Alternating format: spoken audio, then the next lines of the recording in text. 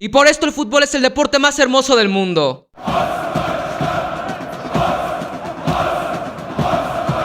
Bienvenidos al canal y bienvenidos a un nuevo video. Soy Mando Sanabria y hoy vamos a estar analizando lo que fue este Bayern 2, Real Madrid 2 por las semifinales de ida de la UEFA Champions League, en donde tengo muchas cosas que decir. Primero, que me pareció un gran partido por ambos equipos, un partido muy táctico, quizá en algunos momentos un poco lento, pero que al final termina con un marcador bastante igualado y que deja la llave bastante abierta para la vuelta en el Santiago Bernabéu. Tengo que decir muchas cosas. Primero, comenzando de que los primeros minutos del Bayern, así empezando nada más, me empezaron a gustar mucho. Creo que estaba recuperando muy bien el balón. Me pareció un partido muy cambiante durante todo el trámite en sí. Y yo lo decía en la previa, en los pronósticos que hacía, que son dos equipos que son muy versátiles, que se saben acomodar a distintos contextos y a distintas formas de juego. Y el planteamiento del Madrid creo que desde el inicio fue el mismo. Nunca cambiaron, nunca mutaron a algo más propositivo. Siempre se mantuvieron en la línea de retroceder para intentar aguantar e intentar salir a velocidad. Y el Bayern sabía que perfectamente les podían hacer daño. Y eso empezó a suceder conforme pasaron los primeros 15 minutos, que creo que después de que el Bayern empezó a tomar ese liderazgo de empezar a robar en el medio campo, de empezar a adelantar líneas, intentar someter al Madrid, las veces que podía correr Vinicius Junior, le empezó a hacer daño y mucho al Bayern, a tal punto de que terminó cayendo el primer gol. Ahí es donde creo que el Bayern empezó a aguantar un poco más. Empezó a jugar con menos ritmo, empezó a aguantar porque sabían de lo que podía causarle el Real Madrid al espacio. Y yo tengo la teoría de que el Bayern pudo haber jugado exactamente igual el primer tiempo como jugó el segundo. Es decir, con quizá más ritmo, transiciones más rápidas, toques más rápidos para intentar encontrar los espacios que se estaban generando entre central y lateral, sobre todo entre Rüdiger y Ferland Mendy. Pero si no lo hicieron antes y no provocaron más desequilibrio, es por, no quiero decir miedo, pero sí quizá mucho respeto por las transiciones que tiene el Real Madrid, que para mí es el equipo que mejor contragolpea en todo el mundo. Por eso es que el primer tiempo del Bayern fue quizá más pausado después de los primeros 15 minutos y después del primer gol, que obviamente eso termina bajándote muchísimo el ánimo y termina haciéndote quizá más reacio a intentar arriesgar más, porque al final el Bayern estaba siendo un poco conservador con el balón, pero un poco conservador por esto mismo, porque el partido en el primer tiempo al menos de Tchouaméni y de Toni Kroos estaba siendo absolutamente brillante. Estaban cortando cada enchufe que se intentaba generar entre carril e interior del Bayern, estaban cortando, distribuyendo, intentando lanzar. Sobre todo el partido defensivo de Toni Kroos. Cuando te digan que Toni Kroos no sabe defender y que solo es bueno con el balón, tienes que mostrarle partidos como este o partidos como el que hizo contra el Manchester City. Es un futbolista que por pura inteligencia y por puro posicionamiento sabe interceptar, robar balones y poder conducir para después el juego para el Madrid. Porque es el que pide la pelota, porque es el que siempre se ofrece para ser el amo, el señor, el que dicte cómo se va a mover los hilos del partido.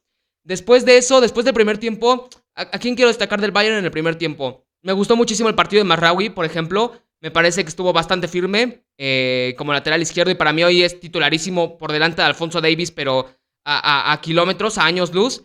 Y eso también te habla de la actualidad de Alphonso Davies. Yo lo ponía desde que salió la alineación del Bayern, que la actualidad de Alphonso Davies no está en la élite. No es el mejor, ni siquiera el mejor lateral del Bayern. Quizá potencialmente sí, pero lleva 2 años que no muestra realmente ese potencial que debería tener. Me gustó muchísimo el partido de Mazraoui. El primer tiempo de Musiala como que daba esos síntomas de que podía ser más, pero por lo que había explicado antes, ese mismo miedo, esa misma seguridad que estaban intentando imponer los futbolistas bávaros, empezó a hacer que muchos se relajaran, que no tomaran riesgos, y por eso es que el partido de tanto de Yamal Musiala como de Leroy Sané, que estuvo bastante fallón en el primer tiempo, no pudiera conducirse a lo que fue en el segundo tiempo. Porque en el segundo tiempo hay cosas bastante interesantes. Primero, tácticamente por parte de Thomas Tuchel, que termina cambiando de bandas a ambos extremos. Tanto Leroy Sané como a Yamal Musiala, que empezaron jugando por extremos opuestos. Es decir, Leroy Sané estaba jugando por la izquierda y Yamal Musiala por la derecha.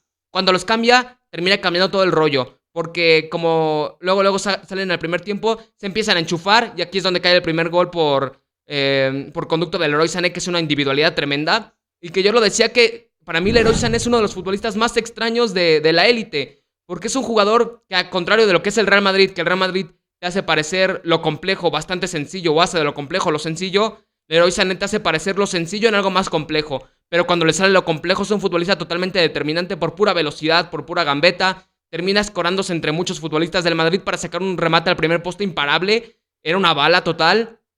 Y aquí es donde se empieza a partir un poco más la llave al segundo dominio, el segundo tramo de dominio que tuvo el Bayern durante el partido. Que es después del primer gol, empiezan a tomar confianza, se empiezan a sacar los nervios de que el Madrid les pudiera romper a los contragolpes, porque además con la salida de Goretzka yo sentía a Laimer un poco más libre para poder ocupar el largo, el ancho del campo para poder robar balones. El segundo tiempo de Konrad Laimer es gigantesco cómo empieza a robar desde su energía, desde su frenesí para ir a robar balones. Me recordó muchísimo a los partidos que se marcaba, las exhibiciones que se marcaba Konrad Laimer cuando estaba en Leipzig. Me acuerdo muchísimo de un partido contra el Bayern, exactamente la temporada pasada, en donde el Bayern está a punto de perder la Bundesliga contra el Borussia Dortmund. Ese partido que creo que queda 3-1, no me acuerdo bien, pero ese partido es una exhibición de Konrad Laimer al corte y a la energía. Y ese partido, el partido de hoy contra el Real Madrid, me recordó muchísimo a eso. Para mí él fue el mejor futbolista del Bayern, pero de lejos. Después de eso termina llegando el gol de Harry Kane por la conducta del penal, que ahí es donde se termina explicando todo lo que estoy diciendo, que es como cambiaron a los extremos de lado, empezaban a hacerle más daño, sobre todo a Lucas Vázquez, haciéndole ese 2 contra 1 cuando pasaba Mazraoui, y Jamal Musiala estaba por la banda en la que mejor rinde. Lo empezaron a destrozar. Jamal Musiala es el que termina provocando el penal por esa misma astucia, por ese insistir, y termina provocando el penal que Harry Kane. El partido de Harry Kane me gustó mucho. Creo que estaba lidiando contra un roble como Antonio Rüdiger, que el partido de Rüdiger también me gustó. Fue un choque de gigantes auténticamente. Pero aún así creo que ante tener a Rüdiger, creo que lo resolvió bastante bien Harry Kane. Bajando a recibir, apoyándose, terminando a marcar el gol. Que al final tienes que marcar un penal en estas instancias. Lo mismo que con Vinicius Jr. Para marcar un penal hay que tirarlo. Para fallar hay que tirarlo. Y en estas instancias meter un penal en un momento decisivo, clave del partido, solo lo hacen los grandes jugadores. Lo hacen los mejores futbolistas del mundo. Y es por eso que yo a veces me cuestiono y digo, ¿cómo hay personas que pueden decir que Vinicius Jr. no es uno de los 3 mejores futbolistas del mundo actualmente cuando te hace partidos como este? Tan solo el primer gol que le hace a Kim Min-jae, ahora vamos a hablar del central coreano, es una brillantez de básquetbol. De tírame la cortita, pero encima la vas a tirar larga. Tienes a un genio como Toni Kroos que te va a tirar ese pase filtrado, pero el movimiento y la potencia que tiene Vinicius Jr. para ir al centro y después tomar la carrera es increíble. Después el penal también está muy bien tirado, engañando a Manuel Neuer. La definición del primer gol es por sí magnífica. Y después, el tema Kim Min-jae. A mí Kim Min-jae me está decepcionando un poco en lo que es su temporada. Me explico. Vale muchos millones desde su llegada al Napoli, uno de los mejores centrales del fútbol europeo la temporada pasada, pero a mí me queda esa espinita de que puede dar más de lo que realmente está dando. Es decir, hoy en el partido, después del primer gol que termina marcándole Vinicius Jr. al Real Madrid, creo que hay una falta de inteligencia del central coreano al caer tan fácil en esa mague, que igual es una mague brillante por parte de Vini, pero termina cayendo. Y después también el penal, que al final es una situación en la que, no solo en esa, se vio superado muchas veces cuando le terminan tomando el espacio, que obviamente es Vinicius Jr. y muy pocos centrales podrían parar con astucia y con tanta firmeza a Vinicius Jr., pero que creo que queda retratado lo que está haciendo en la temporada, altos y bajos, y por qué es suplente por detrás de Matthijs de Ligt. Creo que se terminó notando bastante la falta del neerlandés, porque la central Dyer y de Ligt ya estaba quedándose conformada, ya estaban entendiéndose mejor, y volver a cambiar así, otra vez un central vuelve a sentenciar una eliminatoria para el Bayern, porque ese es el problema del Bayern, que no puede afirmar una defensa sólida después de hace muchísimos años. No ha funcionado Upamecano, Kim Min-jae empezó medio dubitativo, tiene condiciones, pero está haciendo algo floja su temporada. Después Eric Dyer y Matthijs de Ligt, cuando ya se estaban afirmando, uno no puede estar por lesión en una llave tan decisiva como es esta contra el Real Madrid. Pero en fin, al final creo que el Bayern hace un buen partido. Me gusta la postura que terminan tomando, pero es que el Real Madrid, yo lo ponía en Twitter de nuevo, el Real Madrid es un equipo casi invencible, porque te domina absolutamente todos los recursos que te tiene que dominar un equipo grande. Sabe cómo controlar los contragolpes, sabe cómo dominar. Y el primer tiempo, aunque el Bayern tuvo más balón, tan solo por lo que es el Real Madrid como equipo, como institución, ya le estaban imponiendo y condicionando el ataque al Bayern. Por pura presencia, por puro estar en el campo, el Real Madrid ya estaba condicionando un equipo del tamaño del Bayern. Al final creo que es un resultado que le termina beneficiando obviamente al Madrid, porque no salen perdiendo de visita. Y es que ir al Santiago Bernabéu va a ser un reto gigante para el Bayern en sí. Me termina gustando el partido de Manuel Neuer, creo que tiene unas buenas atajadas, esa que le hace a Toni Kroos, por ejemplo, la que le hace a Vinicius Jr. cuando termina yéndose a la contra y que termina atajando a primer poste también me parece muy buena. Quiero resaltar también a Jamal Musiala, porque no me gusta el partido de Jamal Musiala. Me decepcionó el partido de Bellingham, por ejemplo, lo tengo que decir, me decepcionó el partido de Jude Bellingham, pero al final creo que es un partido muy bonito, que termina quedando un 2-2 apetecible para verlo en la vuelta ahora.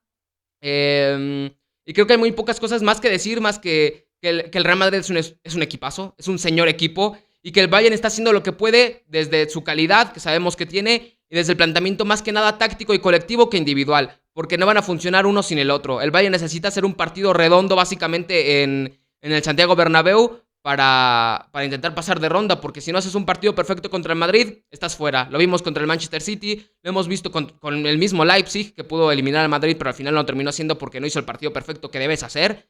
Así que va a ser un reto muy importante para Thomas Tuchel cómo plantear este partido. Yo como lo plantearía, creo que necesitan aprovechar más los espacios que se puedan generar entre central y lateral. Obviamente vas a necesitar un partido perfecto y no un partido tan perfecto del Madrid. Creo que también es la clave de que el Madrid se sienta un poco incómodo, aunque parezca muy difícil que lo puedan lograr. Pero pues esto es fútbol, y así como fue cambiante, como pasamos de que el Bayern pareciera estar en la lona a remontar, como cuando el Bayern tenía el dominio, el Madrid empatara, puede pasar cualquier cosa. Así es el fútbol, así es la vida, lo repito. Y al final este es el deporte más hermoso del mundo. No sabes qué puede pasar, es impredecible. Pueden suceder miles de cosas. Hay factores tácticos, anímicos, mentales, de todo tipo que pueden decidir eliminatorias. Pero déjame en los comentarios a ti qué te pareció el partido. Aquí estamos haciendo un breve análisis post partido recién terminando. ¿Qué jugador te gustó más? ¿Quién te decepcionó? ¿Cómo crees que se puedan plantear las vueltas? ¿Y a quién ves favorito ahora pasando esto? Yo sigo manteniendo mis pronósticos. Veo un 60-40 a favor al Real Madrid todavía, pero uno nunca sabe. Así que bueno, gracias por ver el video. Soy Mando Sanabria. Gracias por ver y escuchar. Chao.